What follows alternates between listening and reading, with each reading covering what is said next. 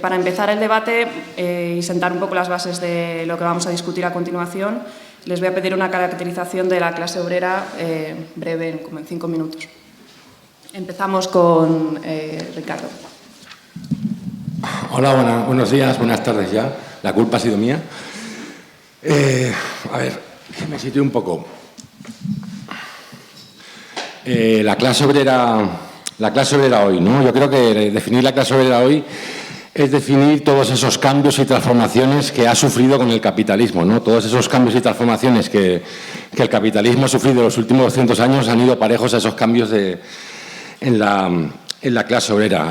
Creo que la clase obrera hoy es muy diversa, pero me gustaría matizar que no es algo propio de la clase obrera de la actualidad. Creo que la clase obrera es diversa desde sus inicios. Creo que, como dijo aquel, la clase obrera sigue en cama y con 40 de fiebre, y uno de los motivos principales es su invisibilización, ¿no? Pienso que la clase obrera es la gran ausencia. Es la gran ausencia en la academia, es la gran ausencia en los medios, en la publicidad, en la literatura, en el cine. En el cine es escandaloso, ¿no? Porque daros cuenta que cuando una película aborda el mundo del trabajo, que es lo que la mayor parte de la gente emplea el día, ¿no? Lo que empleamos más tiempo en el día, automáticamente se le pone la etiqueta de cine social, o lo que es peor, de cine de autor, ¿no? Creo que esto clama al cielo, y creo que la metáfora perfecta que explica esta invisibilización o lo que es la clase obrera hoy, lo vi el otro día leyendo una noticia sobre el novio de vuestra querida presidenta de la comunidad, el novio de Díaz Ayuso, no sé qué medio era, uno de estos de derechas, Mediterráneo Digital o no sé qué historia, y hablaban del chico este, no decían mirada penetrante, superapuesto, no sé qué, y claro, había el momento en el que tenían que decir a qué se dedicaba el chaval, ¿no? Pues resulta que lo vendían de la siguiente manera. Director de marketing y peluquerías, no, director de marketing en la cadena de peluquerías Rizos. Bueno, pues según me contaron, resulta que el chaval es peluquero. Y creo que es una metáfora perfecta de lo que ocurre con la clase obrera hoy, ¿no? También quiero comentar que esto no solo se da en la clase media alta o en la clase dirigente. Este tipo de anécdotas, esa vergüenza de ser de clase obrera, se da también en la misma clase obrera, la misma gente de abajo. Pese a ello, pese a esa invisibilización, pese a esa ausencia tan brutal, creo que la clase obrera sigue siendo el sujeto destinado a asaltar los cielos, que diría aquel, además ahora unos cielos contaminados. Es la destinada a asaltar los océanos, los bosques, los campos de cultivo, pero para protegerlos, ¿no? Creo que la emergencia climática ahora mismo es una realidad que no se puede separar de la emancipación de la clase trabajadora. Y nada más.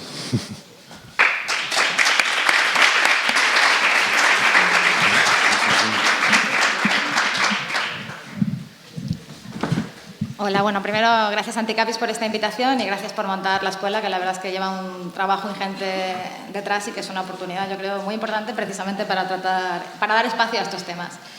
Yo siento que os voy a dar un poco más de chapa, os pido disculpas ya de principio porque también la trampa en realidad es esta charla, porque son temas súper complejos que tienes que tratar en 5 minutos, ¿no? Pero bueno, voy a intentar reducir el nivel de chapa y dar lugar al debate, que me parece lo más interesante, ¿no?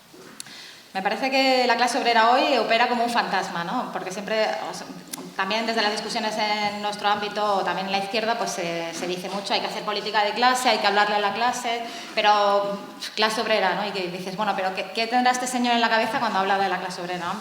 Me gustaría saberlo, ¿no? Porque realmente me parece que hay una gran confusión. Lo primero que hay que decir es que la clase obrera no es una clase definida objetivamente. El marxismo clásico lo define, pues lo define en relación a la propiedad de los medios de producción, ¿no? Son los que están desposeídos de los medios de producción.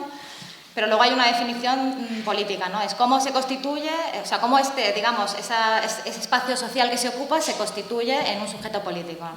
Entonces ahí entra la definición de Thompson, que yo creo que es la más útil para entender esto, que es que se constituyen a partir de esa desposesión, pero se constituyen como sujeto colectivo en un proceso de lucha, ¿no? Tiene que existir ese proceso de autoorganización para que exista la clase, ¿no? Y bueno, ese proceso de autoconstitución de la clase tiene distintas manifestaciones, pues en distintas coyunturas históricas, en distintos países, se manifiesta de diversas maneras. Entonces, bueno, para entender un poco, súper brevemente, es una cosa muy compleja, pero voy a dar unas pinceladas también para entender, cuando hablamos de clase obrera, a qué nos estamos refiriendo. Creo que en el Estado español se pueden, grosso modo, identificar dos grandes ciclos. Un ciclo es el que parte de finales del siglo XIX, aunque tiene manifestaciones de conflictos anteriores, y que llega, digamos, hasta la gran derrota de la Guerra Civil. Esa constitución, digamos, ese proceso de autoconstitución de la clase trabajadora, de la clase obrera, en ese momento es mucho más plural de lo que podemos pensar luego posteriormente en un proceso más industrial. Es decir, por ejemplo, el anarquismo español, donde tiene una gran presencia, aunque a veces no se dice, el anarquismo andaluz, pues tiene componentes rurales. Luego en la propia CNT tiene secciones sindicales que no son propiamente industriales, que son pues sector de camareros, ¿no? Sector de la construcción.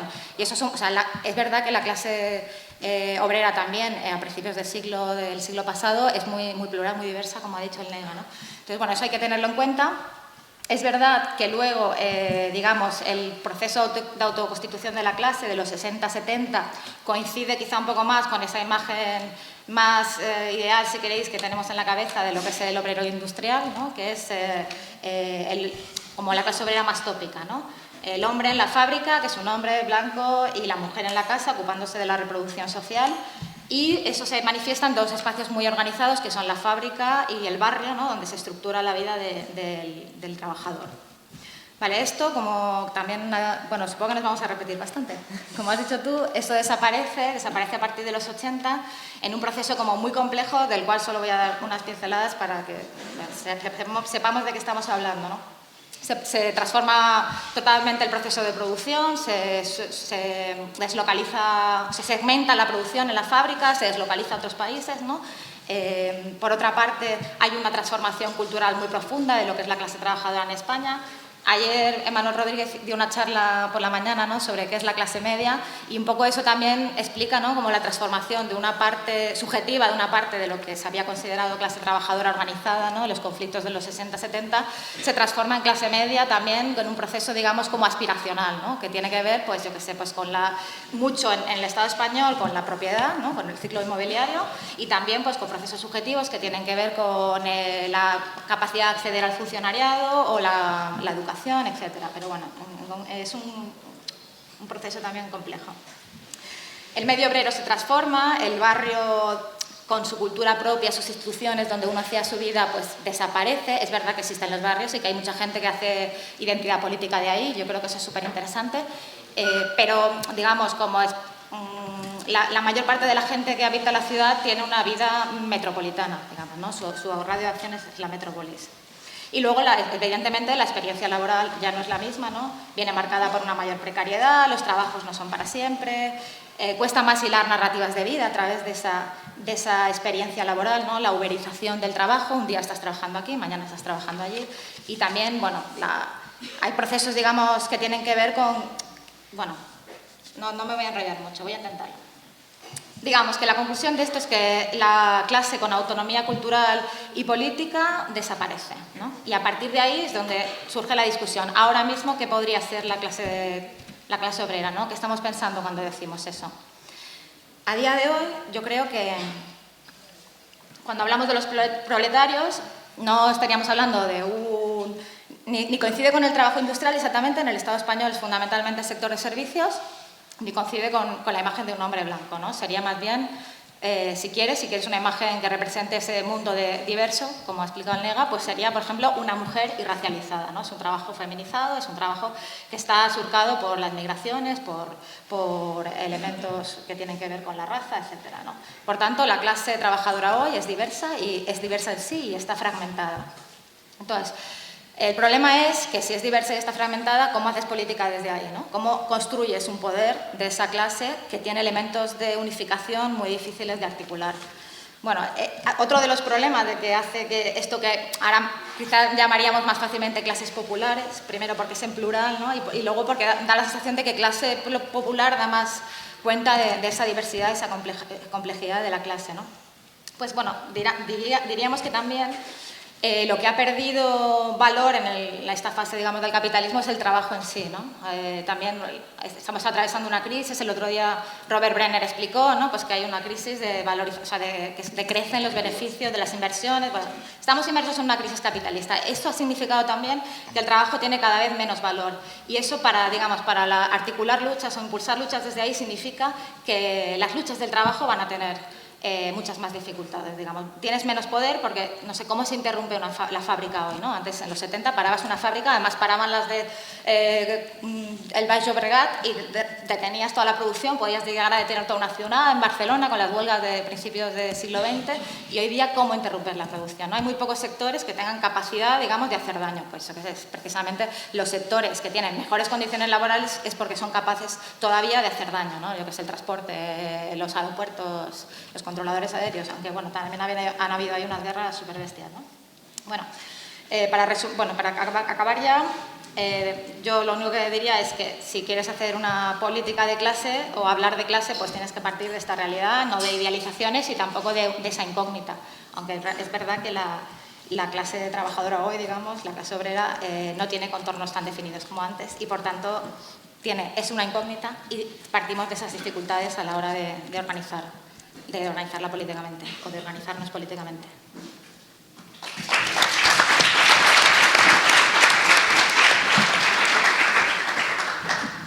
Bueno, yo tengo algunas dudas con lo último que ha dicho Nuria, pero lo podemos ir avanzando a lo largo de la discusión, porque en mi opinión un poco la contradicción de época que vivimos es que la clase trabajadora como relación social es como más extensa que nunca, ocupa como más parcelas de la vida social a nivel global, pero a la vez, paradójicamente, es más débil que nunca, ¿no? O sea, si hacemos como análisis de los 2 últimos siglos, o sea, lo que vemos es que la relación marxista de clase o la propuesta de relación marxista de clase no se ha encogido, sino que se ha expandido. Incluso en partes del globo donde existían relaciones precapitalistas, o sea, la clase trabajadora ha irrumpido como factor, ¿no? Entonces, claro, a mí esto creo que debería servirnos para 2 cosas, ¿no? En primer lugar, intentar cómo avanzar una definición marxista de clase que se diferencia como de otras tradiciones sociológicas o de pensamiento político,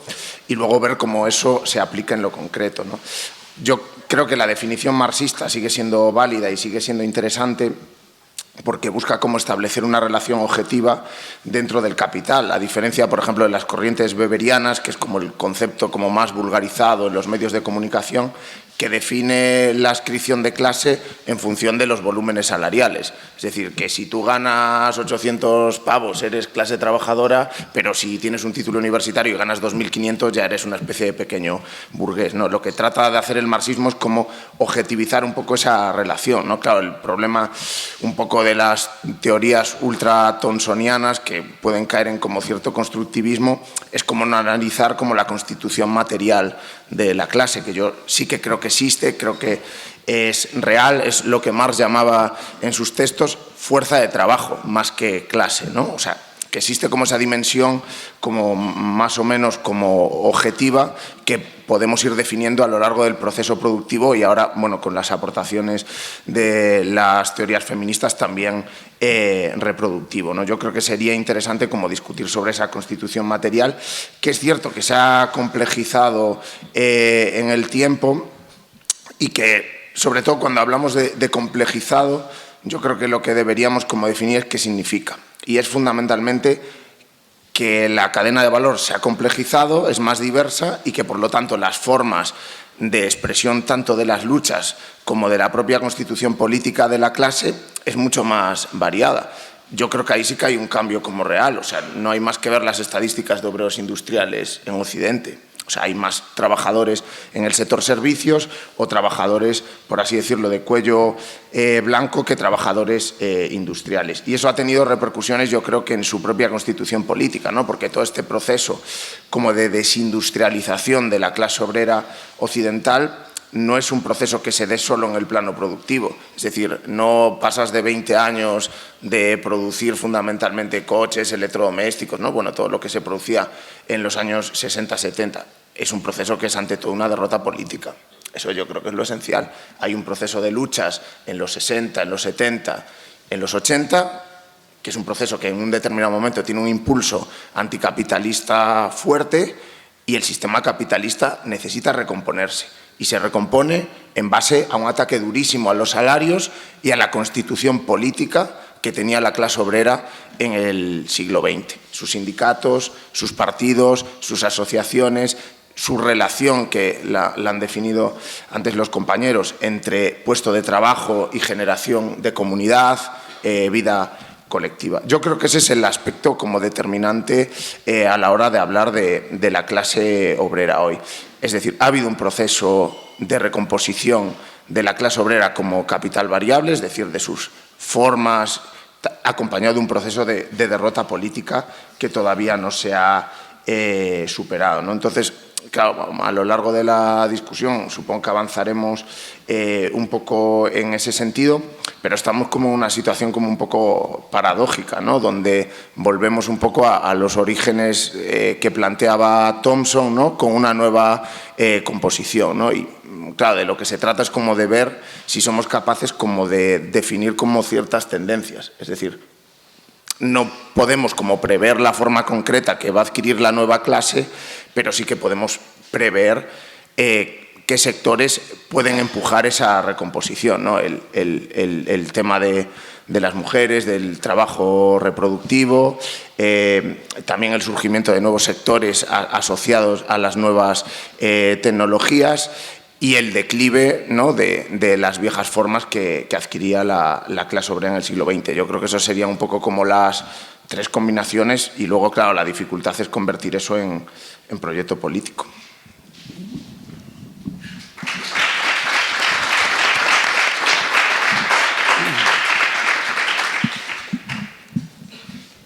Bueno, en un contexto en el que las identidades están cada vez más fragmentadas, se ha generado un debate bastante amplio en torno a la diversidad referida al feminismo, a la diversidad sexual, al animalismo y cómo se relaciona con la identidad de clase.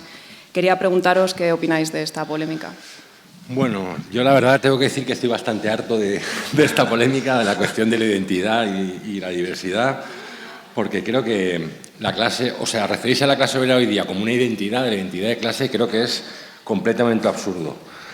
Creo que además que los 300 años de historia de la clase obrera solamente había una identidad de clase definida y bien marcada en un periodo muy concreto, que fue de los años 50 a los años 60, y además en un lugar muy concreto, que es el Reino Unido. Y era un momento en el que era cool ser de clase obrera, todo lo contrario que explicaba antes, ¿no? Que ahora parece que de vergüenza decir que eres de clase obrera. Durante estos años, en este periodo concreto, en este lugar concreto, era un orgullo ser de clase obrera, ¿no? Pero creo que eso, de los 300 o 400 años de historia de la clase obrera, ha pasado en un periodo de 15 o 20 años. Así que hablar de identidad de clase, cuando solamente creo que se ha dado un momento de identidad de clase potente durante 10 años, pues creo que es absurdo. Creo que es mucho más fácil hablar en términos de categoría social o en términos de economía en función de relación con la propiedad de los medios de producción. Además, creo que es absurdo porque daros cuenta que la diversidad que hay, esta que comentaba antes, no es de ahora. Esta diversidad es de siempre, porque no se puede equiparar, no puede tener la misma identidad un obrero que vive en una gran ciudad que un obrero que vive en el ámbito rural. Es que es completamente distinto los hábitos, las tradiciones, el tipo de ocio, las costumbres. Es más, en un país como el nuestro, en nuestra España plurinacional, hablar de una identidad obrera es que me resulta completamente absurdo, ¿no? Porque ¿cómo vamos a equiparar o comparar un obrero que trabaja en Barcelona, en la SEAT, y vive en Cornellá, con un obrero que trabaja en una fábrica de vino en la Ribera del Duero? Es que son, no voy a decir mundos distintos, planetas distintos, ¿no? Partiendo además, si incluimos además la cuestión del idioma, ¿no? Que un idioma es una forma de ver el mundo, y si ya partimos de esa base, pues creo que es bastante complicado. Creo que lo que une es la economía, ¿no? Pues bueno, tú estás explotado, como yo estoy explotado, tú estás jodido, hay unos arriba, unos abajo, unos que mandan y unos que no mandan. Y creo que eso es el único vínculo que puede tejer pues esa unidad. Creo que el debate en torno a la trampa de la diversidad, porque creo que es el culpable, ¿no? de que estemos aquí hablando de diversidad y clase obrera, creo que es un debate muy viejo, creo que es un debate obsoleto, creo que es un debate que ya se resolvió en su momento, que resolvieron las feministas negras en los años 70 con la cuestión del feminismo interseccional. Y bueno, creo que está muy claro, ¿no? O sea, la identidad sexual, el veganismo, la cuestión de raza son ideologías o identidades o lo que queramos llamarlo de tipo vertical que cabe desde el más rico hasta el más pobre, mientras que la cuestión de clase es horizontal y en el punto donde se cruzan, donde interseccionan, pues es el punto que nos interesa, ¿no? Creo que en este país este debate no lo hayamos tenido, no sé si a nivel académico se haya tenido, que nos cuenten los académicos, pero creo que a nivel de redes o a nivel de a pie, de la gente de a pie, no se había tenido, ¿no? Y creo que también era un debate necesario que tuviéramos aquí, ¿no? Porque, joder, hay cosas que no viene mal recordarlas, ¿no? O sea, no viene mal recordar que a mí el feminismo de Ana Botín o el veganismo que no pasa por expropiar los medios de comunicación, los medios de producción, pues, bueno, y de comunicación también, no me importa lo más mínimo, ¿no? O sea, es que es como... Y respecto al libro, hablemos ya directamente del libro, creo que hay que reconocerle el mérito a Bernabé, son 10 u 11 ediciones, creo. Creo que ha puesto cosas encima de la mesa interesantes, creo que el debate es interesante, creo que es un debate apasionante. Creo que se ha sido muy tramposo también, creo que a Bernabé, o sea, se le ha puesto de... Y esto lo quiero denunciar aquí, lo han tachado de racista, de machista, de nacionalista. Dicho esto, y creo que no es cierto, creo que Bernabé no está ni mucho menos en esos parámetros, dicho esto, también creo que el libro ha servido de excusa, de comodín, para que mucha gente dé rienda suelta a su machismo, a su antifeminismo, a su nacionalismo español exacerbado y a dar rienda suelta a su LGTBI-fobia. O sea, no sé, creo que ahí habría mucho que decir. No sé qué relación tiene, ha coincidido en el tiempo que la publicación o el éxito del libro de Bernabé ha coincidido en el tiempo con el auge del rojipardismo en este país. No sé si es una cosa a consecuencia de la otra, pero está ahí, ¿no? ¿Qué parte Bernabé tiene de culpa de que su libro se haya utilizado como arma arrojadiza para que la gente dé rienda suelta a su racismo, a su machismo y a su... No lo sé, eso tendríamos que preguntárselo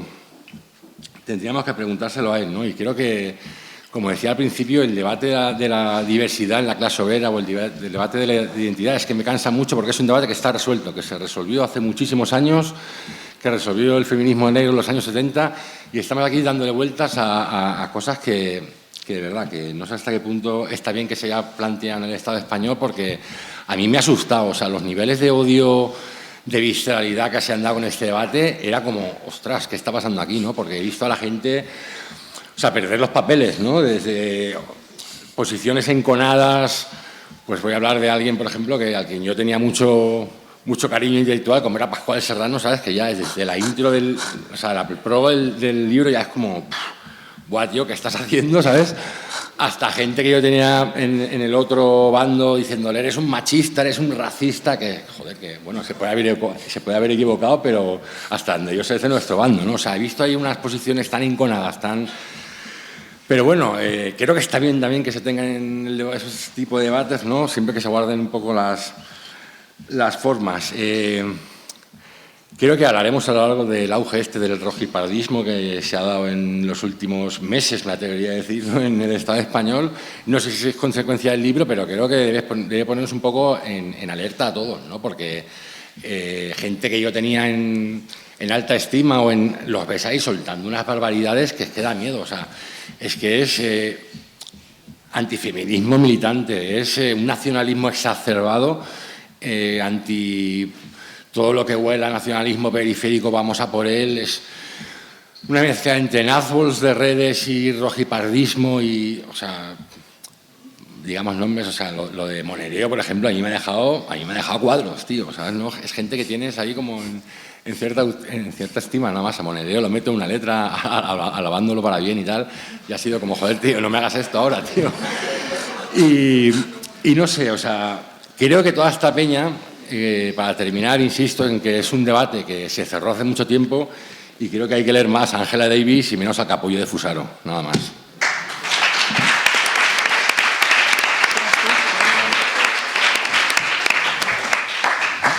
Sí, bueno, yo estoy fundamentalmente de acuerdo con lo que ha comentado Ricardo. También como todo este debate como de reacción a la diversidad, yo creo que tendríamos que intentar como explicárnoslo. O sea, en primer lugar, yo no creo que la diversidad de identidades, o sea como algo que podamos como elegir, sino que es más bien como una realidad de la constitución política, de la constitución moral, de las formas de relacionarse con la vida y con el mundo, de los nuevos sectores del trabajo. Es decir, para mí es como una relación a partir de la cual construir otro tipo de cosas. Nunca, yo estoy de acuerdo, ha existido una identidad tan monolítica como se ha narrado en los libros, y ahora mismo pues yo creo que hay que asumir un poco que una nueva clase se va a constituir desde esa pluralidad, ¿no? Bueno, también hay como una serie como de factores más de fondo, ¿no? Todo lo que se ha llamado la posmodernidad, que o sea, en mi opinión, opera como una lógica cultural, más que una identidad, como una ideología, que lo que tiende a hacer es como disolver un poco como las fronteras culturales como entre las clases. Cuando hablamos de la vieja clase obrera que existió durante las últimas décadas del XIX y la mayor parte del siglo XX, era una clase trabajadora que tenía una cultura propia, sus instituciones, sus propios parámetros de pensamiento, ¿no? Tú nacías dentro de la clase obrera, ibas a un médico obrero, ibas a un colegio. Ahora todas esas fronteras se han difuminado, ¿no? Y es lógico que aparezcan como expresiones como más diversas de vivir esa relación de clase, ¿no? Para mí luego hay como una serie de problemas concretos en toda esta crítica a la diversidad. En primer lugar, es como creer que la relación de clase es como una identidad más, como bien decía Ricardo, ¿no? Que puedes ir a un supermercado, te levantas por la mañana así, con un poco de resaca, tal, y dices, bueno, hoy me toca ser obrero, como ayer me tocaba ser no sé qué. Cuando, o sea, la relación de clase no tiene mucho que ver con eso, sino que más bien atraviesa toda tu vida cotidiana, ¿no? Se basa en el trabajo, pero también se expresa fuera de él, ¿no? Se trata, pues eso, de compartir como una serie de modos de vida, ¿no? Luego, por otra parte, creo que hay otro problema, que es que cuando se busca desde la reacción antiidentidad la esencia de la clase obrera, normalmente se suele hacer una caricatura un poco insultante de lo que es la clase obrera. La clase obrera es idiota, es analfabeta, es bruta, está envilecida. Come carne. Claro, come carne, mucha carne todos los días. ¿Sabes? No puede entender la cuestión del veganismo, etcétera, etcétera, ¿no? Como si la clase trabajadora en realidad no pudiera como convertirse en una clase que dirigiera a la sociedad de otra manera, ¿no? En una clase hegemónica, ¿no? La clase obrera, por supuesto, es productivista y jamás va a poder pensar en el problema del cambio climático, porque la clase obrera lo que quiere es estar haciendo coches en la fábrica, ¿no? Cuando en realidad quizás sea el capital el que le interese como esa forma de producir, ¿no? Y luego, claro, Ángel Ferrero en El Salto les lanzó a todo este sector una definición que es un poco dura, pero yo creo que es bastante justa, que era la de lumpen intelectuales. Claro, en realidad es dura, pero es como un poco verdad. Es como una capita de gente que en realidad no está vinculada a ningún tipo de lucha real. O sea, ¿a qué sector de la clase obrera real, que lucha, que vive, estás tú vinculado? Es decir, a sus luchas. O sea, no digo tal. Que de repente, bueno, han reaccionado como de forma nostálgica ante la irrupción de nuevos sectores que en realidad cuestionan toda una serie de parámetros de lo que ha sido la izquierda ortodoxa durante las últimas décadas, ¿no?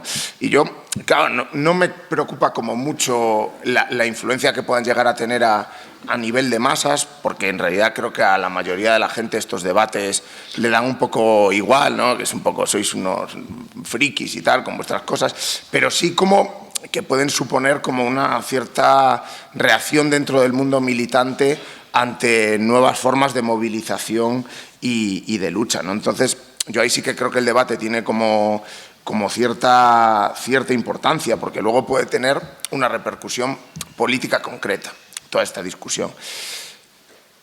¿Va a volver a existir una vanguardia de clase que aglutine al conjunto de los oprimidos como la que existió en los años 50, 60 y 70? Es decir, una clase obrera fundamentalmente blanca, vinculada a la industria, etcétera, etcétera. ¿Va a ser ese sector de la clase trabajadora el que represente al mosaico diverso que compone la clase obrera hoy. En el fondo, la conclusión política de este sector es esa. Yo creo que esa es una conclusión marciana, es una conclusión bizarra que, en realidad, si se aplicase en la práctica, no tendríamos ninguna opción de recomponer una política de clase, ¿no? Entonces, claro, para mí la discusión tiene esa posible repercusión práctica, pero, vamos, creo que tiene pocos visos reales de aplicarse en realidad.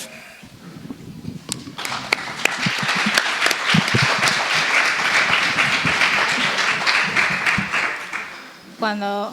¿Se me oye? No. ¿Ahora? ¿Se me oye? Sí. Cuando nos mandaste la pregunta, Sara, esta pregunta venía también, bueno, venía desarrollada un poco hablando de Nancy Fraser, de cómo se habían planteado los términos aquellos del debate de las políticas de reconocimiento y de redistribución. Entonces, bueno, yo como había leído la pregunta, lo había entendido también un poco ahí, pues quería hacer nada, o sea, como un breve inciso de cómo yo creo que ese debate se ha trasladado aquí, ¿no? Y que tiene que ver un poco para unas conclusiones que os daré sobre este debate de la identidad. Entonces, yo creo que se ha trasladado un debate estadounidense que tiene que ver con lo que hayan supuesto las políticas de identidad, ¿no? Que es un paradigma que considera las opresiones como algo que se vive a nivel individual, ¿no? Entonces, como que tiene soluciones también a nivel individual.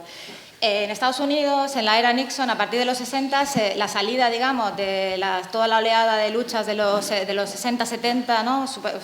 De la fuerza de los movimientos sociales, feminista, el racial, el de liberación negra, etcétera, acaban deviniendo una serie de políticas de integración que suponen, digamos, sobre todo a través de las cuotas, ¿no? Cuotas en el funcionariado, cuotas en la universidad, para mujeres, para negros, etcétera.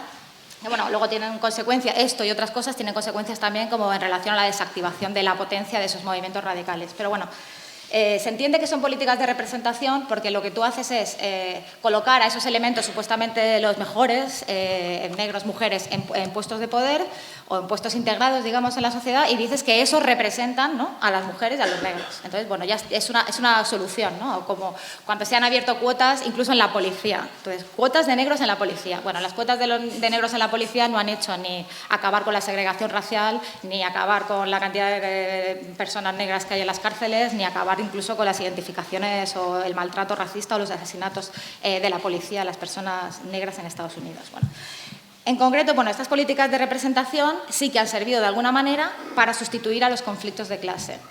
Entonces, ¿no?, a esos conflictos que tienen que ver con la redistribución y que yo creo que atraviesan fuertemente los movimientos feministas y las luchas de liberación racial.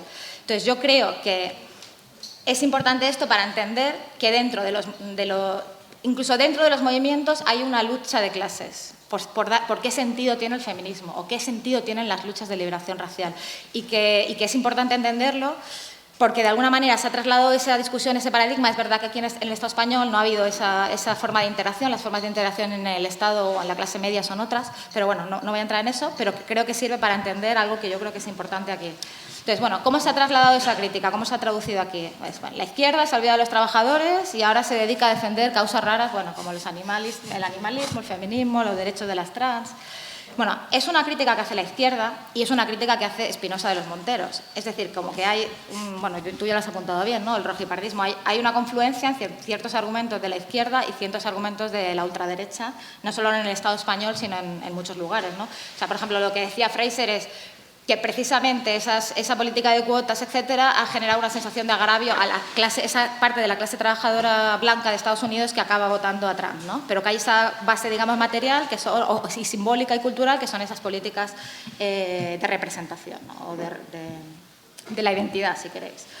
Entonces, bueno, yo creo que hay una parte de verdad en estas críticas, que es, por ejemplo, cómo han funcionado la cuestión de las guerras de valores, ¿no?, las guerras, lo que se llaman guerras culturales, no para menospreciar conquistas o derechos como puede ser el matrimonio igualitario o el aborto, sino para entender cómo han operado en la política española. Y yo creo que, por ejemplo, si tomamos ejemplos como el primer el primer gobierno de Zapatero, ¿no? Cuando se aprobó el matrimonio igualitario y precisamente la reforma del aborto, pues de alguna manera se daban unas luchas intestinas entre el PP y el PSOE, digamos que sería para diferenciar sus espacios políticos cuando las políticas económicas eran fundamentalmente las mismas. Entonces, esa sí ha sido una clave de la política española y supongo que y también europea, ¿no? Que es la principal crítica que se hace a la socialdemocracia y a lo que podemos llamar, grosso modo, que yo tampoco sé muy bien, es como la clase obrera, es un fantasma, no sé qué significa la izquierda, pero bueno, un problema de la izquierda, ¿no? Entonces, bueno, esa crítica es importante hacerla. Es verdad, en la crisis esta, el neoliberalismo ha fracasado en integrar a segmentos amplios de la población, pero también la izquierda, o como queráis llamarlo, ha fracasado en dar alternativas, ¿no? Entonces, bueno, ese lado de verdad yo creo que también hay que apuntarlo. Y luego, simplemente, también lo ha dicho Bryce, ¿no? Que se hace política, o a su manera, pero lo ha dicho, creo, que se hace política desde lo que hay, ¿no?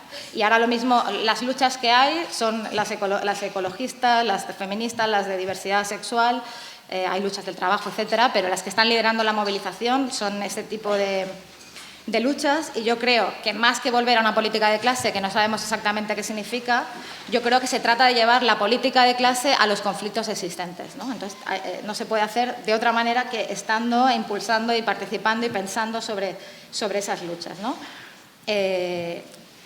También, quien entienda que el feminismo y el ecologismo son luchas postidentitarias o postmaterialistas que se llaman, o son luchas identitarias, no está entendiendo la capacidad, o sea, digamos, la capacidad subversiva, la impugnación que hacen del sistema capitalista estas propuestas, digamos, estas filosofías, estos movimientos.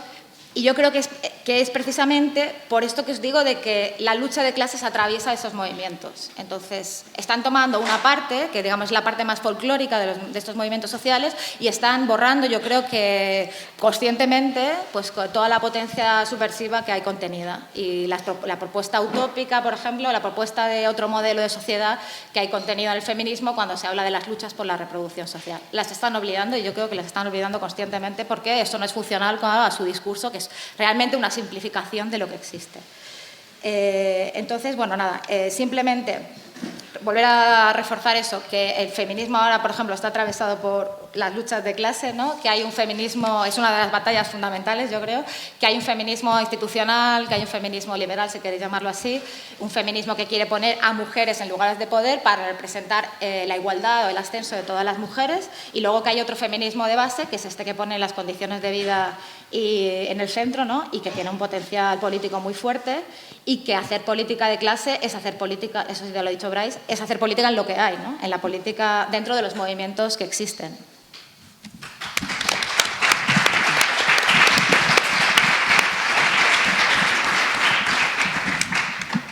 Bueno, vamos de... No sé si funciona, ¿se escucha? No. Ahora, vale. Vamos de polémica en polémica. Otra cuestión que ha generado debate recientemente han sido las posiciones de Fusaro y del rojipardismo a las que os habéis referido en las intervenciones anteriores en torno a la clase obrera nacional. Y os quería preguntar cómo creéis que se relaciona clase obrera y fascismo. Bueno, antes quiero apuntar una cosa respecto a lo que decía Nuria de eso, que ahora la izquierda está en les veganes y en las personas trans. Y creo que son películas que se montan, ¿no? Porque luego vas a lo concreto, cuando llegan elecciones, yo recuerdo las últimas generales, no vi a los partidos de izquierdas como Podemos con eso, o a las elecciones en Andalucía, tampoco vi a Teresa Rodríguez hablando de les vaques veganes. Estaban hablando de derechos sociales, de trabajo, de economía y de... O sea, que a veces es una película que se montan, que luego realmente en la realidad creo que tienden a... Y entro enseguida a lo del fascismo. Tienden a cogerlo puramente anecdótico, como lo que hemos tenido esta semana de las gallinas, los gallos violadores, y de eso hacer ahí que la izquierda está en eso, ¿sabes? Y en realidad no está en eso. Luego los partidos de izquierdas están en otra cosa, ¿no? Nada, solo era el apunte ese, los gallos violadores. Y demás, no podemos hacer política en base a lo que... a cuatro cosas anecdóticas, ¿no? A cuatro volados o a cuatro... Vale, clase obrera y fascismo. Vamos allá. Creo que afortunadamente la relación entre la clase obrera y el fascismo nunca ha sido, por fortuna, una relación muy sana, ¿no? Cabe recordar, como nos dice Erich Fromm, que es la clase media, el tendero, la pequeña burguesía, los que aúpan a Hitler en Alemania. Y cabe recordar también que en este país hicieron falta 3 años de guerra y el apoyo del nazismo alemán y el fascismo italiano para machacar a un pueblo que se negase fascista, ¿vale? Partiendo de esa base... Vamos a empezar por ahí. Aunque esa izquierda rojiparda se empeñe en insistir una y otra vez que la clase obrera vota a Vox o vota a los partidos de extrema derecha, no es así. O sea, los datos del CIS lo desmienten una y otra vez. En Estados Unidos, por mucho que se haya dicho que la clase trabajadora blanca, además les encanta matizar lo de blanca, ha upado a Trump, si vas a los datos desnudos tampoco están así. Pero bueno, a ellos los datos desnudos como que les da un poco igual. Los datos sociológicos del CIS nos dicen una y otra vez que es falso, ¿no? La clase obrera en este país no vota a Vox, aunque muchos lo lamentaban, ¿no? Porque había que ver a muchos de estos supuestos izquierdistas casi lamentándose de que Vox no hubiera sacado el número de diputados que ellos esperaban, porque algunos esperaban 90, 100 diputados, ¿no? Era como, y se les veía tristes, ¿no? También hay que tener en cuenta un factor muy importante que nos diferencia del resto de Europa. Hasta hace poco era que no teníamos un partido de extrema derecha al uso, ahora ha aparecido, pero creo que hay una diferencia súper importante con el resto de partidos que operan en Europa, ¿no? Y es que Vox no tiene un discurso obrerista, Vox no tiene un discurso soberanista. Y creo que esa es una de las claves, ¿no? En definitiva, Vox no tiene un discurso antiélites como pueda tener a veces Trump o como pueda tener Le Pen y otro tipo de partidos en Europa. Yo creo que toquemos madera en ese sentido también, ¿no? Porque el día que aparezca un fulano con un discurso obrerista, soberanista, en plan Fusar o en plan rojipardo y tal, igual habría que preocuparse, pero creo que no va a pasar porque no forma parte de la tradición de la derecha y la extrema derecha en este país, ¿no? La derecha y la extrema derecha en este país ha sido siempre muy servil, ha sido siempre el perro de presa de la clase dominante y ha sido siempre muy... O sea, no se atreven a cuestionar los privilegios de sus amos. Creo que para hablar, si hablamos de Vox y extrema derecha y del auge de todos estos movimientos en las últimas elecciones, hay que hablar de los medios de comunicación, ¿no? Creo que ha sido vergonzoso en este país el papel blanqueador, el papel edulcorante que han tenido los medios de comunicación en España, ¿no? Especialmente lamentable ha sido el papel de La Sexta. Creo que ha sido deleznable, ¿no? O sea, hay una anécdota, recordemos que cuando estamos en plenas elecciones debatiendo... O sea, en plena campaña electoral estábamos debatiendo la última propuesta de Vox, que era el derecho a portar armas en España, ¿no? Una cosa que jamás aquí había sido un problema, que jamás había puesto encima de la mesa, pues estaban todos los medios dándole cobertura a la propuesta de los zumbaos estos, ¿no? Al respecto, me gustaría comentar una cosa, a ver qué opina la mesa. Yo, que soy muy viejo, más viejo que el sol, recuerdo cuando empezó Internet, ¿no? Y cuando empezaron los medios de contrainformación, ¿no? Era tremendo porque la izquierda vivimos ahí como un rayo de esperanza de "Buah, esto va a ser la hostia". Recuerdo cuando salió Rebelión, cuando salió Indymedia, cuando ahora sí, esta es la nuestra. Ahora vamos a tener ahí una serie de dispositivos para de alguna manera contrarrestar al discurso oficial, al discurso mediático, al discurso de las élites. Además es barato, podemos tener portales que son gratis, tenemos YouTube, podemos tener nuestra televisión para hacer ahí contrapropaganda. Pues vale, pues resulta que después de todo esto, después de tanta gente tan lista que tenemos, tantos académicos, tantos teóricos de la comunicación, quien mejor está aprovechando las redes sociales es la derecha y la extrema derecha. Quien mejor está utilizando Internet y las redes es la derecha y la extrema derecha. Todos los youtubers, qué casualidad, son de derechas o de extrema derecha. Quien ha manejado mejor el tema de las redes sociales, el Telegram, WhatsApp, bueno, viene de Estados Unidos, la alt-right, estos se han movido como pez en el agua. Y no deja de ser curioso que aquí quien mejor se ha manejado el tema de los bulos, el tema de tal, sea los paletos de Vox, con perdón, con el tema de WhatsApp a la hora de lanzar bulos, ¿no? Y eso creo que debería hacernos reflexionar un poco a la izquierda, ¿no? Porque a veces nos creemos súper divinos y súper listos y con un montón de títulos y un montón de teóricos y un montón de tal, y luego resulta que quien mejor está aprovechándose de una herramienta tan brutal como es Internet, resulta que es la derecha y la extrema derecha. Bueno, ahí también hay que ver mucho también quién es dueño de esas redes sociales y quién es, que también hay parte de verdad ahí. Pero creo que eso es interesante, ¿no? ¿Qué está pasando con las redes sociales? ¿Por qué la izquierda no estamos aprovechando ese potencial? Joder, algo tan básico, porque no hay un maldito youtuber de izquierdas. O sea, hay alguno, pero que sea relevante, ¿no? O sea, que sea relevante y que la gente se siente a verlo y viva de ello y tenga 20 millones de suscriptores. No, todos los que hay son... Y bueno, nada más respecto a la extrema derecha, quería comentar eso, que es que me llama mucho la atención cómo han sabido al final moverse en redes ellos mucho mejor que nosotros, ¿no? Nada más, muchas gracias.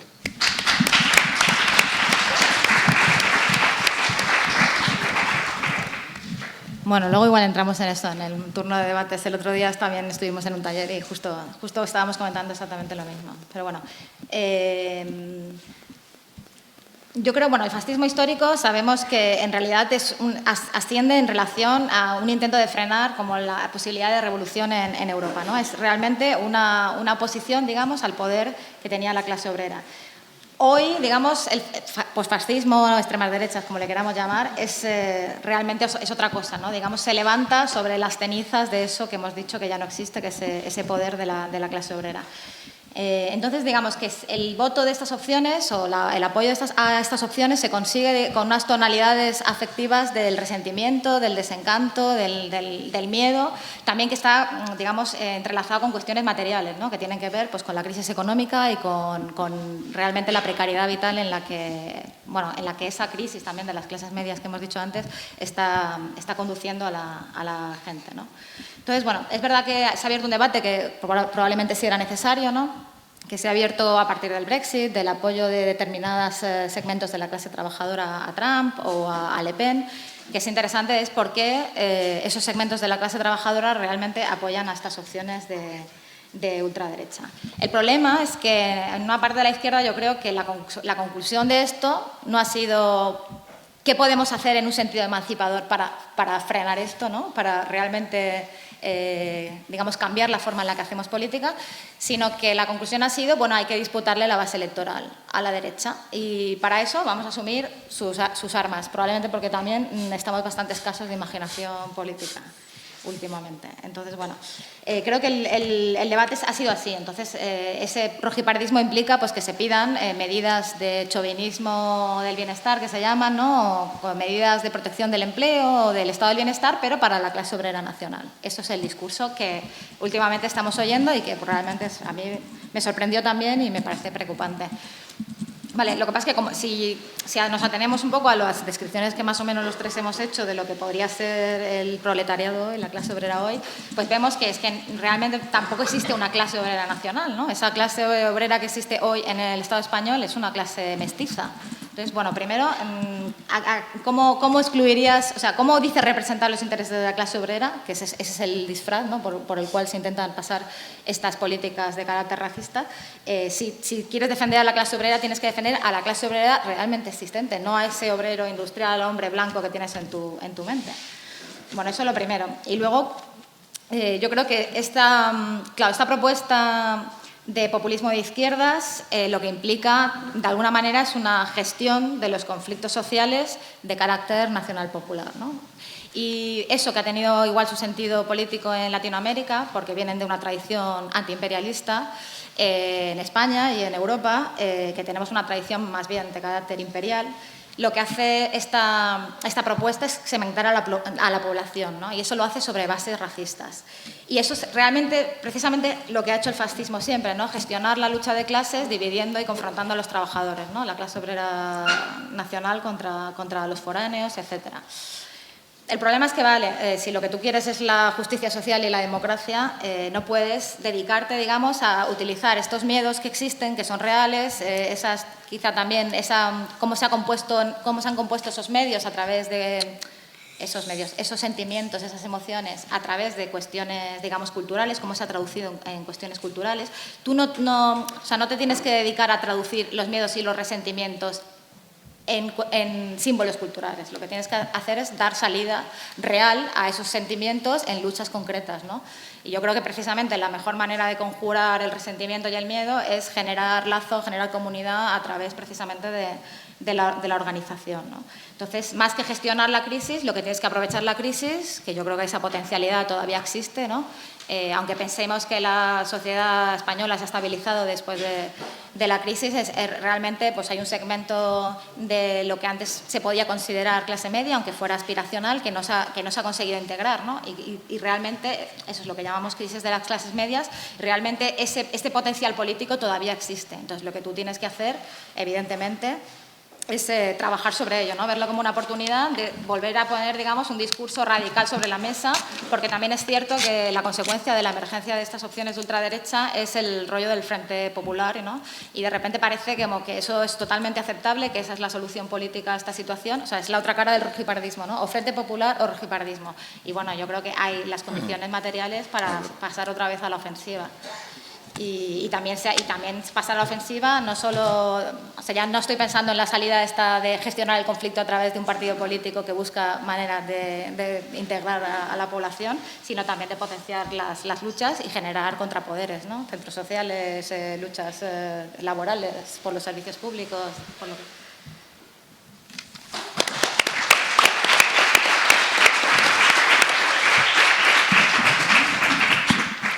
Sí, a ver, yo creo que con este tema me pareció muy interesante lo que comentaron Ricardo y Nuria, de analizar cómo fue un poco el proceso de constitución del fascismo, ¿no? Porque hay como una cierta mitología en torno al fascismo, tanto el italiano como el alemán, de que en realidad fue la clase obrera alemana y la clase obrera italiana las que fueron responsables de aquella debacle.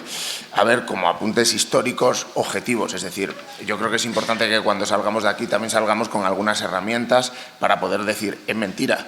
Es mentira. O sea, a nivel, por ejemplo, de votos, de organización social, los partidos obreros en Alemania, los partidos antifascistas, tanto el Partido Comunista como el Partido Socialdemócrata, siempre tuvieron la mayoría más votos que el partido nazi y su composición social siempre fue la de agrupar a la mayoría de los trabajadores frente a la composición de los nazis, que era fundamentalmente la pequeña burguesía arruinada por la guerra. Esos son datos, son cosas como que no se deberían discutir.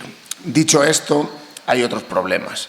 Por ejemplo, el nazismo sí que es cierto que se sustenta sobre la integración de un determinado segmento de la clase obrera en el capitalismo alemán y la guerra. Esas son las dos cosas fundamentales que hacen que el nazismo se desarrolle. ¿Y cómo se da esa integración de la clase obrera en el nazismo? Fundamentalmente segmentando a la clase trabajadora. Es decir, lo que tú haces es pasas a millones de trabajadores que habían sido, o una capa de trabajadores importante que había sido muy golpeada por la crisis del 29, los asciendes socialmente. Pero ¿quién queda por debajo? Millones de trabajadores migrantes que de repente el régimen nazi empieza a importar de otras partes de Europa.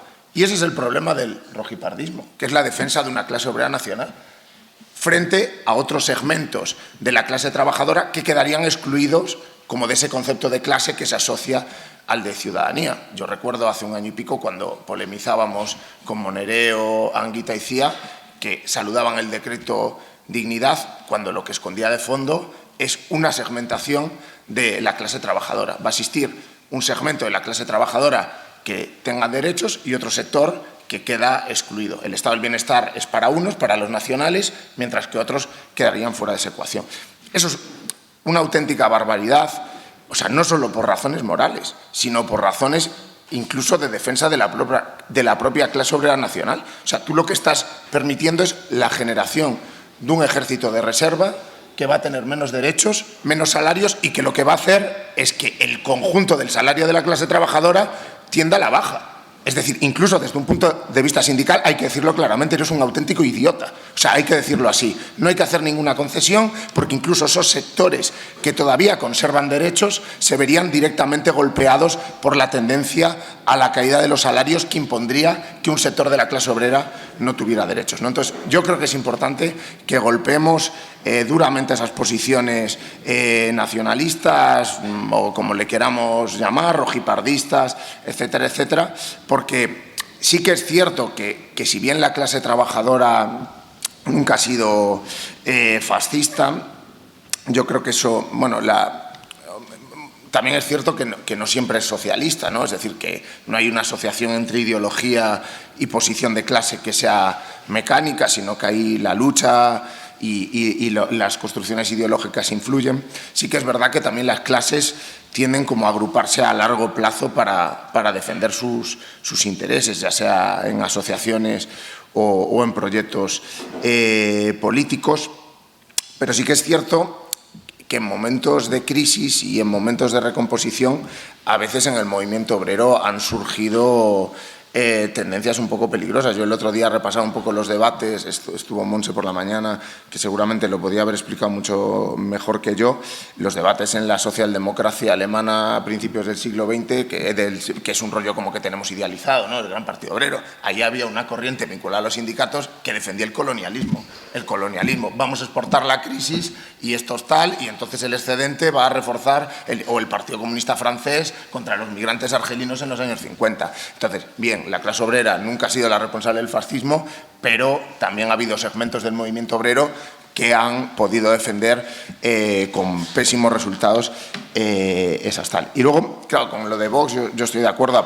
Aparte, yo, por ejemplo, a Vox, francamente, no me da mucho terror. Creo que son como una especie de aristócratas decadentes, como muy asustados ante el nuevo surgimiento del mundo. Un compañero andaluz en una reunión dijo, bueno, fundamentalmente son el partido de los hombres que han quedado traumatizados por sus divorcios, ¿no? O sea, que son como una cosa así, como un poco friki, random. Yo no me parece que sea como un... Y luego, bueno, como su relación con el PP, ¿no? Que a veces son como un partido así como muy conservador, ¿no? Muy carca. Sí que me preocupa más como por ejemplo, la deriva que pueda tener Ciudadanos. O sea, Ciudadanos es un rollo muy oportunista, que funcionan como a golpe de sondeo, pero... No sé, ahí igual las características psicológicas de su propia... Es gente como sin muchos escrúpulos, ¿no? Y que no tiene mucho problema en dar un giro en un determinado momento hacia posiciones que apelen a gente de los barrios, porque luego los barrios no son homogéneos, pero en los barrios también hay pequeña burguesía golpeada por la crisis, ¿no? El tipo que tiene un bar, el tipo que se ve arruinado por Amazon, etcétera, etcétera, y que en un determinado momento pueden extender como ese discurso tercerista en los barrios, ¿no? Contra los migrantes que colapsan nuestra sanidad. Entonces, yo creo que ahí sí que hay que estar como un poco atentos, porque la crisis no ha acabado, puede venir una nueva recesión muy dura que golpee a las clases trabajadoras y populares en los barrios, y que aparezca como un proyecto que se presente como popular y que apueste por salvar a un sector de la gente trabajadora contra otro, ¿no? Yo no creo que vaya a ser Vox, porque aparte luego, o sea, sinceramente es un partido como fiscalista, ¿no? O sea, como que lo único que le importa es bajar los impuestos a los ricos, es su único programa económico, ¿no? Pero otros sectores vinculados a Ciudadanos, que igual en Cataluña también han ensayado cosas similares, a mí me parece que sí que podrían calar en los barrios, no entre los trabajadores, como decía, sino entre estos sectores de las clases medias depauperadas. Entonces, en ese sentido, a mí sí que me parece que deberíamos tener como una política como activa, tanto para expulsar, lo digo directamente, de la izquierda a estos sectores rojipardos. O sea, yo creo que ahí hay un combate ideológico como lo ha habido muchas veces en la historia del movimiento obrero y de la tradición revolucionaria. A nadie se le ocurriría decir aquí que un tipo que defendía el colonialismo era un compañero, o sea, no seamos tampoco hipócritas, al menos a mí no. Entonces creo que ahí hay que ser tal, y luego políticamente hay que tener una política activa hacia esas clases medias depauperadas para que no se pasen al otro campo, que eso yo creo que puede ser un problema real en los próximos años, meses, con la radicalización de la crisis capitalista.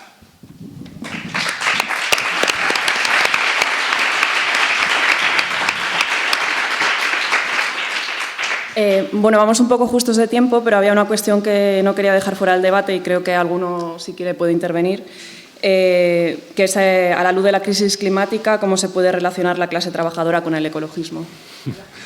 Es mi tema favorito. Sí, mi tema favorito. La izquierda chuletón. Chuletón o barbarie. La verdad es que no sé, que se nota que mis padres son hermanos. La verdad es que hacía mucho tiempo que no flipaba tanto y veía tanto cafre, tanta mediocridad intelectual como con el tema este, ¿no?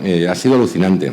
A ver si lo entendemos. La movida de la historia no es una cuestión de elección, no es chuletón para todos o llenemos las piscinas todos o hagamos viajes transoceánicos todos. No, es que no va a poder ser. Es que de los que estamos aquí en 5 o 10 años creo que ninguno vamos a poder comer carne roja. Y eso lo tenemos que asumir. Ante eso tenemos dos opciones.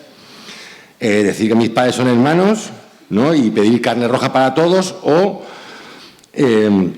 pelear para que nadie pueda llenar su piscina, para que nadie coma carne roja o para que nadie coja el coche para ir a la esquina, ¿no? Y expropiar los medios de producción y hacer un sistema sostenible, ¿no?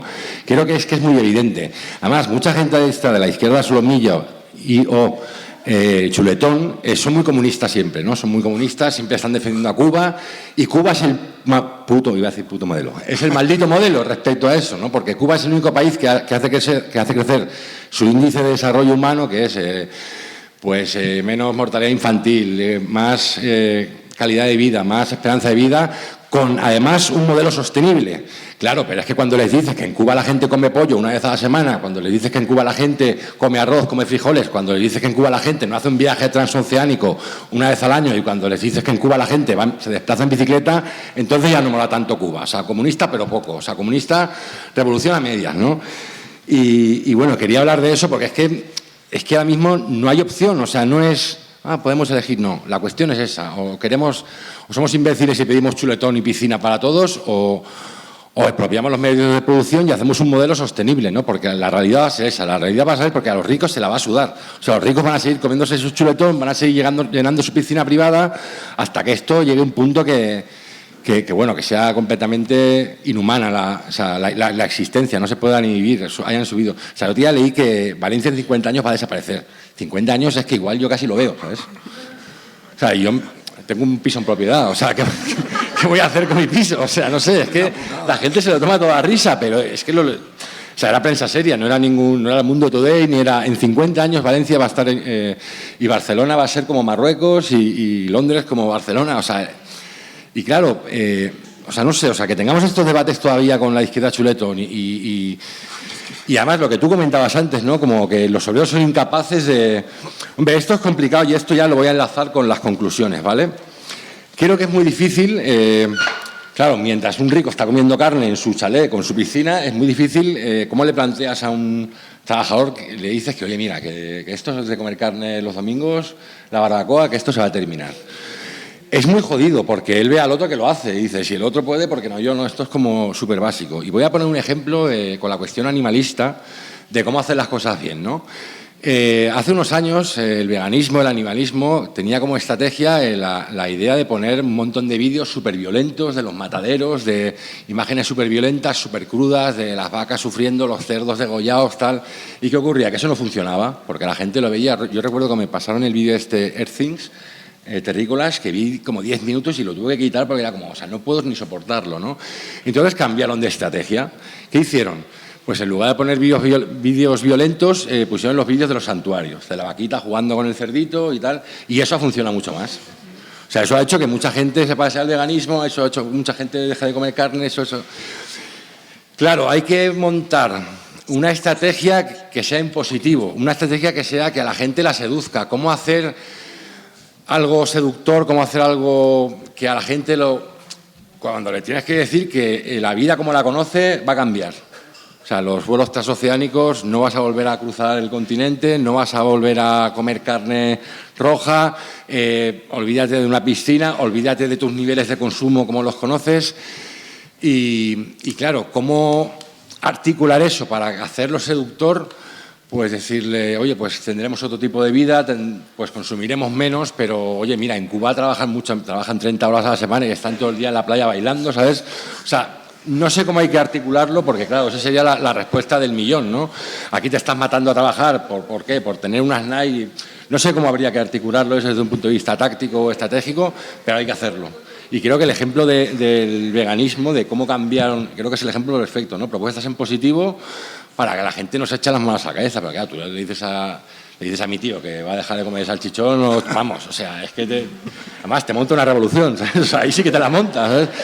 Y hay que ver ahí cómo cómo hacerlo. Además, creo que, para concluir, no soy muy optimista en ese sentido, porque creo que la gente se aferra ya a sus valores, a su modo de vida, de una forma. Hay mucha gente que solo sabe funcionar dentro del engranaje del sistema, ¿no? Y luego, si cambias el sistema, vuelve a estar en el sistema nuevo, súper metido ahí, ¿no? Creo que hay una generación frustrada. Se habla de la generación perdida, se habla de la generación más preparada de la historia. Yo creo que hay una generación frustrada que es, bueno, pues gente que antes de la crisis estudió una carrera, que ahora son ingenieros y tal, y pensaban que iban a tener unos niveles de consumo que no se están dando, pensaban que iban a tener una casa, pensaban que iban a tener un coche, pensaban que no iban a tener que coger la bici por obligación, porque para mucha gente coger la bici es una obligación porque no puede mantener el seguro del coche, pensaba que con 35 años no iba a vivir compartiendo piso o destinando el 80 o el 90% del sueldo, y eso, claro, ha generado muchísima frustración, ¿no?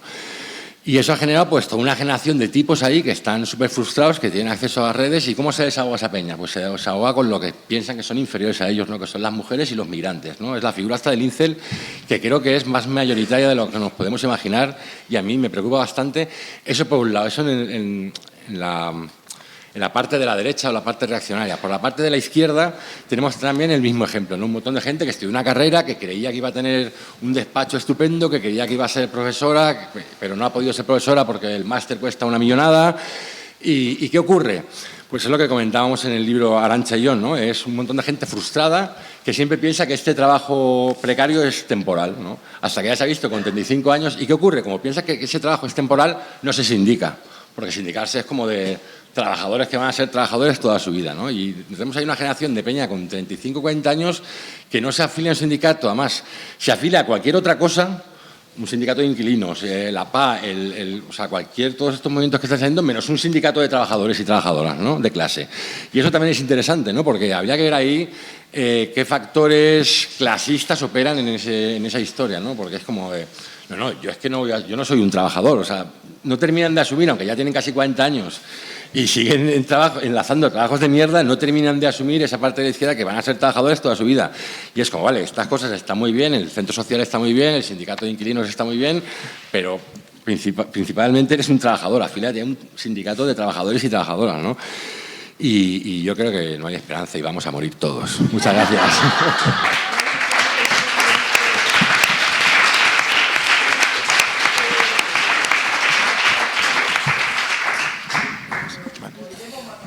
Sí, bueno, eso es cierto, lo decía Keynes, que a largo plazo la única verdad es que vamos a estar todos muertos.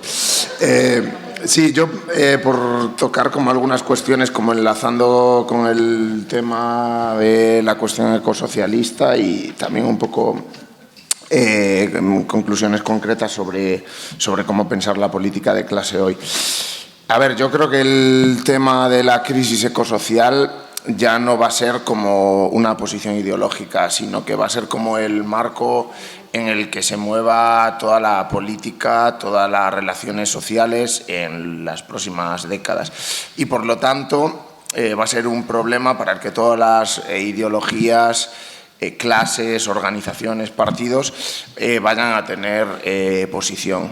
De hecho, ahora hay un intento por parte de ciertos pensadores de la burguesía de tratar como de pensar una posible recomposición del capitalismo en base a una salida verde. También hay un cierto repensar en una salida verde socialdemócrata, como puede ser todo el tema del Green New Deal, etcétera, etcétera, ¿no? Pero claro, la cuestión ecosocial, el problema ecosocial, yo creo que introduce como un problema como que nunca había existido en la historia como de forma real.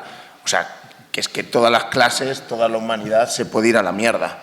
Es decir, que esto no es una guerra que dure 4 años y que luego se reinicie el ciclo de acumulación, la reorganización de la sociedad, no. O sea, que tiene unos tiempos y que si no se gana en esos tiempos ya no hay nada que hacer y que todo el resto de los problemas no van a tener ninguna importancia porque, como decía Ricardo, vamos a morir todos, ¿no? Entonces, hay como una cierta urgencia de pensar desde la clase trabajadora un proyecto ecosocial. A ver, yo ahí sí que creo que la tradición socialista, la tradición marxista, la tradición comunista, tiene muchísimo que que aportar, no solo en el debate en torno a las identidades, sino también de pensar un nuevo modelo de sociedad. Es decir, nadie debería pensar que la anarquía de la producción capitalista va a ser capaz de solventar el problema, porque tiene una serie de lógicas internas que son consustanciales a su funcionamiento, entre otras cosas el crecimiento. O sea, el capitalismo no puede funcionar sin crecimiento. ¿Qué sectores sociales pueden ejercer como los organizadores de un nuevo modelo de mundo, de un nuevo modelo de sociedad? Yo creo que son precisamente los trabajadores los que tienen esa capacidad de, como se decía bien aquí, expropiar los medios de producción, pero también proponer una nueva organización de la producción, ¿no? Que es un poco lo que decía Sacristán, ¿no? Que el comunismo no es producir más, sino es producir menos y de otra manera, ¿no? Y yo ahí creo que la clase trabajadora es la única que puede jugar un papel de reorganizador de la sociedad en estas líneas, ¿no? Luego, claro, con respecto a otras discusiones como el tema del animalismo y tal, a ver, yo no creo que haga falta ser como un animalista militante. Yo, desde luego, no soy no soy vegano ni nada por el estilo, para reconocer que eso expresa ante todo como una sensibilidad ante el sufrimiento ajeno. Y yo, la verdad, no quiero relacionarme con comunistas que sean psicópatas, ¿no? O sea, que es como, pues sí, que se jodan los animales, no sé qué, porque me voy a comer el chuletón, ¿no? O sea, que ahí hay como una cierta psicopatía izquierdista que a veces es un poco preocupante, ¿no? Tú puedes tener, bueno, asumir como la opción personal que quieras, pero negar como que ahí hay una sensibilidad ante el dolor y el sufrimiento y unas formas de producir completamente bárbaras, pues es un poco tal. Bueno, por ir acabando un poco, ¿no? Se empezaba la discusión y Nuria hablaba de las dificultades que tenemos para hacer una política de clase desde la producción y desde la reproducción. Yo creo que aquí hay como que retomar ciertos debates que son debates que la izquierda y su moralina a veces cuesta un poco tener. Por ejemplo, los viejos marxistas, cuando hablaban de la cuestión de clase, discutían también en torno a las posiciones estratégicas de la misma clase. Lo que venían a decir es, muy bien, hay amplios sectores de oprimidos, pero hay determinados sectores que, por su posición en la sociedad, en el proceso productivo y en el proceso reproductivo, tienen más capacidad de enfrentarse al sistema capitalista, tienen más capacidad de hacerle daño al capital en su propio terreno. Ahora, claro, como somos una izquierda moralista, donde lo que venimos a decir es no, es que todo el mundo es igual. No. A la hora de la lucha de clases, no todos los segmentos de la misma clase tienen el mismo poder. Eso es así. Y de lo que se trata, si queremos construir un proyecto revolucionario, es de identificar qué sectores pueden jugar ese papel de golpear al capitalismo en sus ejes fundamentales. Y yo ahí voy a hacer algunas sugerencias. Yo creo que el movimiento feminista, por ejemplo, para mí es interesante, o sea, no solo por la nueva moral que propone más justa, más igualitaria, sino también por su capacidad para golpear al capitalismo en su centro de acumulación, que es la reproducción y el trabajo no pagado. Entonces, yo creo que no habría que ver a las mujeres trabajadoras, aunque eso es un poco oxímoron, pero como pobrecitas, sino como una fuerza social con un poder brutal para golpear al sistema capitalista. Con los migrantes yo creo que pasa exactamente lo mismo, y luego con otros sectores que es verdad que, como bien decía Nuria al principio, pueden vender su fuerza de trabajo más cara, porque ahí también opera la ley de la oferta y la demanda, pero que pueden ser claves para poner el sistema patas arriba. Yo lo pienso muchas veces. Aquí no va a ser una huelga de la industria del automóvil la que genere una crisis en la cadena de valor. Más que nada porque los capitalistas del automóvil tienen una crisis de sobreproducción del 15%. Mira, yo soy de Vigo y cuando hay huelgas generales la propia empresa dice aprovechamos para limpiar y así producimos un poco menos porque los coches no se venden. Pueden ser sectores, por ejemplo, vinculados a nuevas formas de trabajo inmaterial. Yo me imagino una huelga de los tipos que se encargan de los cajeros de los bancos, de sus sistemas informáticos, que podría ser lo más parecido a una huelga clásica, es decir, una huelga que pone de rodillas al capital, que para la producción y la capacidad de reproducir valor. Para mí son, hombre, obviamente son pinceladas y seguramente trazos muy gruesos, todo lo que estoy diciendo ahora, pero son como líneas de discusión que tendríamos que esforzarnos por retomar, porque si no, en realidad, lo que estamos escondiendo es una política pequeño burguesa con respecto a la clase trabajadora, es decir, una política compasiva, una política ahí de pobrecitos trabajadores que viven oprimidos. No, la clase trabajadora es una fuerza potencialmente muy fuerte para poner de rodillas al sistema, ¿no? Y yo quería acabar con esa reflexión de el reto no es hablar todo el día de la clase obrera, sino que la clase obrera sea un actor o una actriz consecuente, activo en la sociedad, y no se trataría tanto de hacer política de clase como de hacer política desde la clase, que esos sectores fueran los que tomaran el protagonismo del proyecto emancipador, porque también hemos visto que cuando son las clases medias las que lideran los proyectos políticos, eso acaba inevitablemente en la generación de una nueva clase política y en una restauración del orden anterior, porque la clase media siempre tiende a querer conservar sus privilegios y no liberar al conjunto de la humanidad, que al final es el proyecto del socialismo, el del ecosocialismo, del feminismo, de los proyectos que se pueden hacer desde la clase.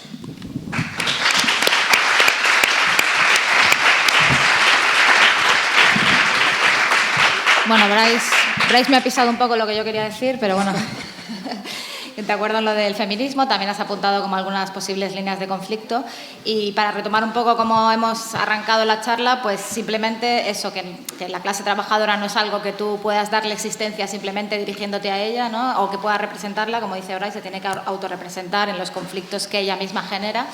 Y nada, simplemente eso, que si quieres potenciar esa organización, si quieres estar ahí, tienes que ver desde la realidad, desde lo que hay, cuáles son sus líneas de fuerzas, cuáles son las culturas existentes en esa composición social, y cómo también, ya lo hemos dicho, está fragmentado por esa diversidad que va a ser muy difícil, digamos, de unificar en un sentido popular o populista también, si queréis.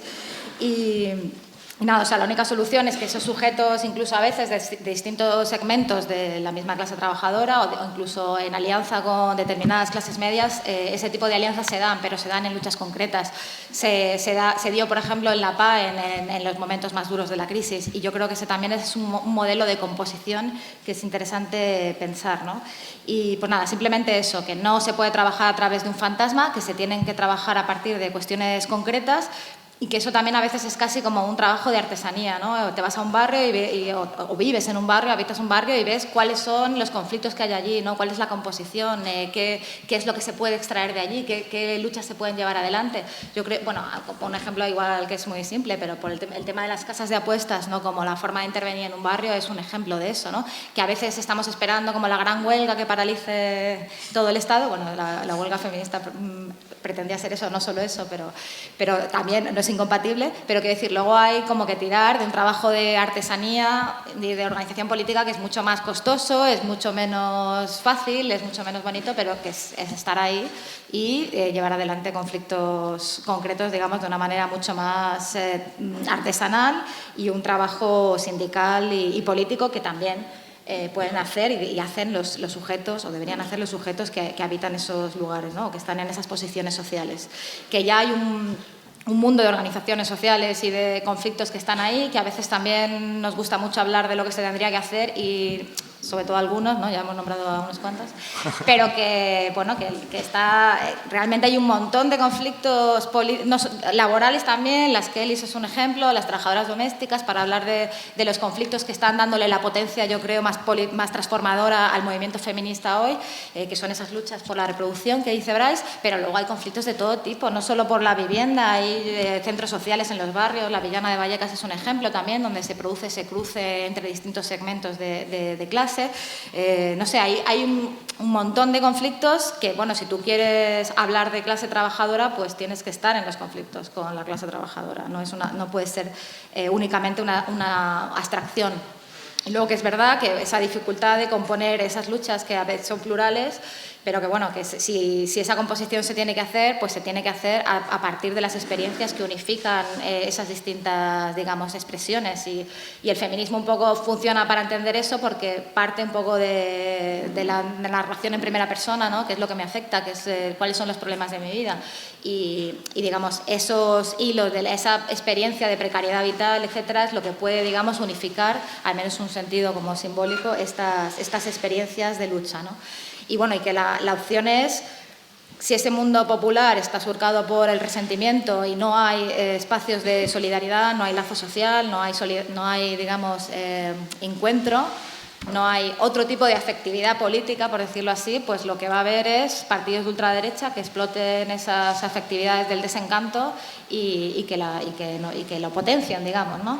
Y que, bueno, pues para los que queremos la emancipación social no hay atajos y probablemente no se juegue sobre todo en la política de la representación, sino en las organizaciones y las luchas que seamos capaces de construir para, ya digo, luchar contra esa subjetividad del desencanto.